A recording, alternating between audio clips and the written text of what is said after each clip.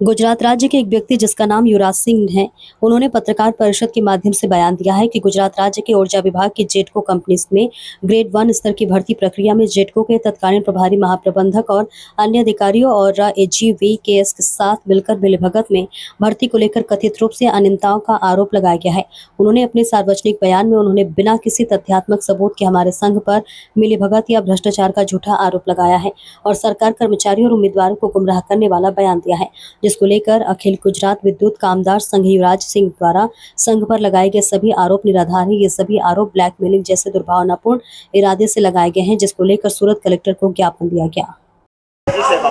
हाँ, मारू नाम आशीष पटेल है। हूँ अमरी संस्था नाम दक्षिण गुजरात वीज कंपनी लिमिटेड है।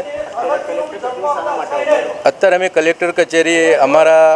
अखिल गुजरात विद्युत कामदार संघ संगठन बधा अमे होद्देदारों सभ्यों भेगा मळीने गत तारीख 6/8/2025 ना रोज कोई व्यक्ति युवराज सिंह नामना व्यक्तिए अमरा ऊर्जा विभागना जेटको कंपनी में PO1 नी भर्ती में तत्कालीन GM HR अधिकारी अने